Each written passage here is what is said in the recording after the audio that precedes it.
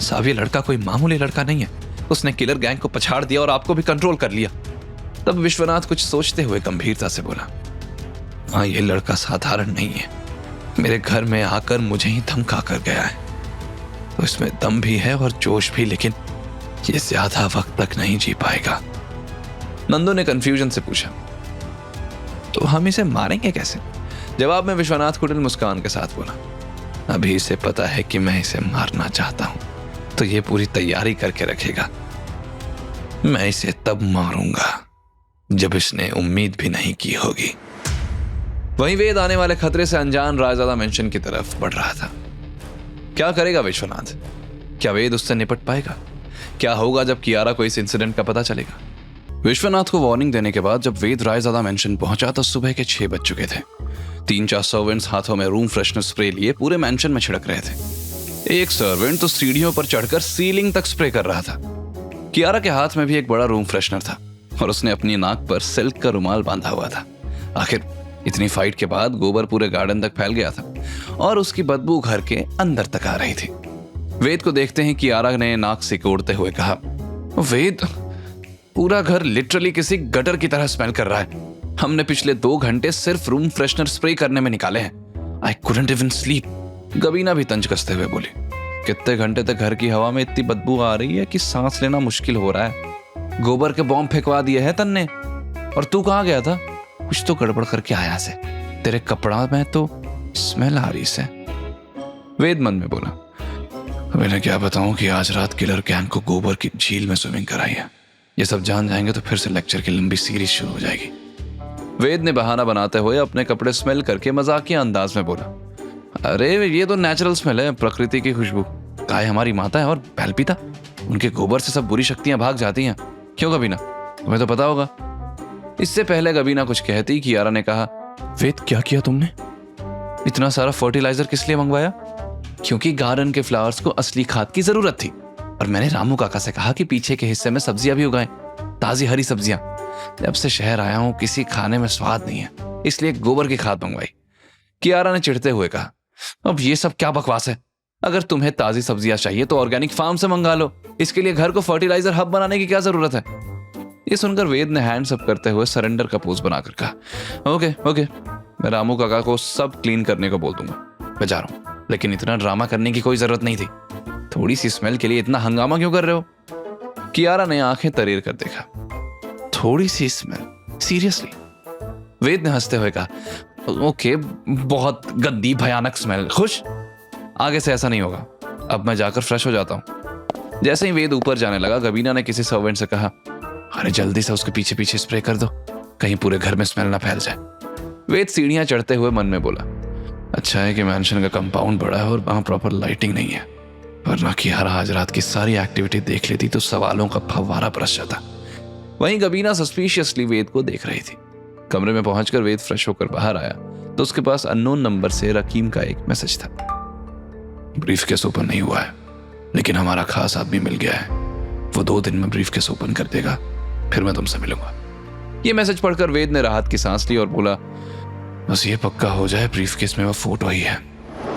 इधर वेद के जाने के घंटों बाद भी विश्वनाथ अपनी स्टिक के सहारे गुस्से में इधर उधर टहल रहा था। उसके चेहरे पर गुस्सा और बेचैनी दोनों साफ दिख रहे थे। नंदू चुपचाप एक कोने में खड़ा था। उसके कानों में अभी भी वेद की धमकियां सुनाई दे रही थी। विश्वनाथ ने अचानक रुककर नंदू की तरफ देखा। नंदू, धनंजय को फोन लगाओ, वक्त आ गया है पुराने रिश्ते को याद करने का। नंदू ने हैरानी से पूछा, साहब लेकिन अभी तो 8 बज रहे हैं, इतनी सुबह कॉल क्यों? विश्वनाथ ने स्टिक जमीन पर पटकी। अरे गधे, दुश्मनी वक्त नहीं देखती। जब दुश्मन सामने हो तो दुश्मन का दुश्मन भी दोस्त बन जाता है, समझा? और धनंजय मेरा नंबर देखेगा तो नींद में भी फोन उठाएगा।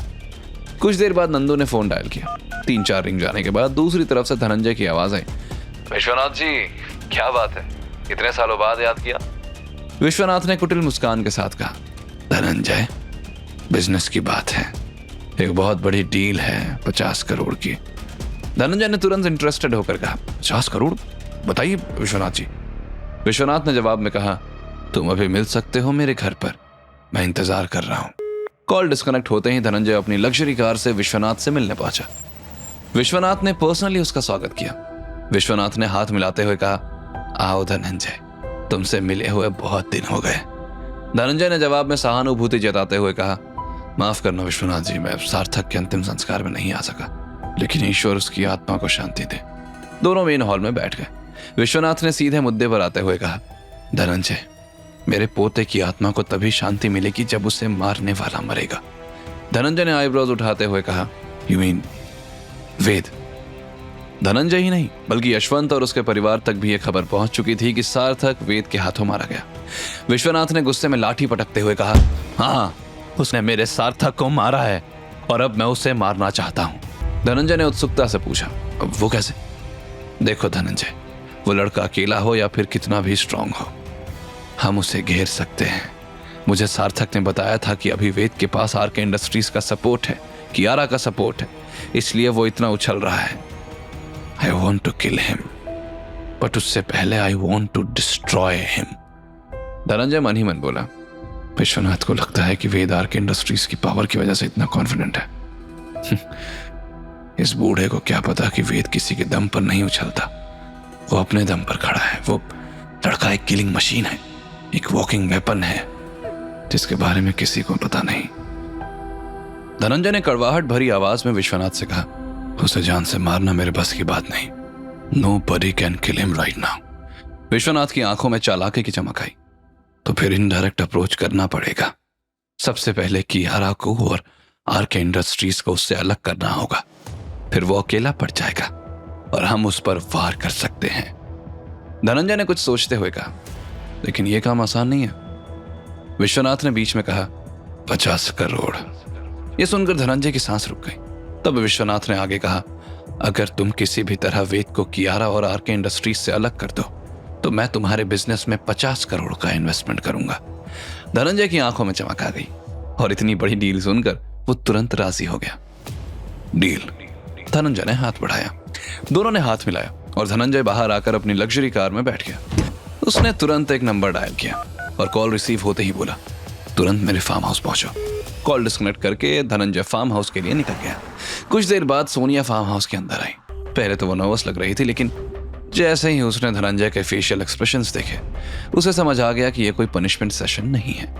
सर, आपने बुलाया? हाँ सोनिया, आज तुमसे कुछ बहुत इंपॉर्टेंट डिस्कस करना है। सर, मैं आपके लिए कुछ भी करने को तैयार हूं। धनंजय ने मुस्कुराते हुए कहा, गुड। धनंजय ने खुशी से कहा, परफेक्ट, यही तो चाहिए था मुझे। This is going to be my trump card. यह सुनकर सोनिया को लगा कि धनंजय उसके जाल में फंस गया, लेकिन धनंजय तो एक अलग ही इविल प्लान बना रहा था। उसने सोनिया से कहा, अब तुम्हें एक बहुत क्रूशियल काम करना है सोनिया, और इस काम का रिवॉर्ड तुम्हें मिलेगा। Anything for us. धनंजय ने सोनिया को पूरा प्लान बताया तो सोनिया की आंखें हैरानी से बड़ी हो गईं। व्हाट? वेद कियारा का हस्बैंड है? धनंजय ने हाँ में सर हिलाते हुए कहा, हाँ। तुम्हें क्या लगा तुम उसे डिच कर दोगी तो वो तुम्हारे लिए रोता फिरेगा? उसने और बड़ा हाथ मारा है। आगे की कहानी जानने के लिए देखें अगला एपिसोड सिर्फ पॉकेट एफएम के YouTube चैनल पर, और के फॉर किंग के सारे एपिसोड्स को सुनने के लिए डिस्क्रिप्शन में दी लिंक से डाउनलोड करें पॉकेट एफएम ऐप।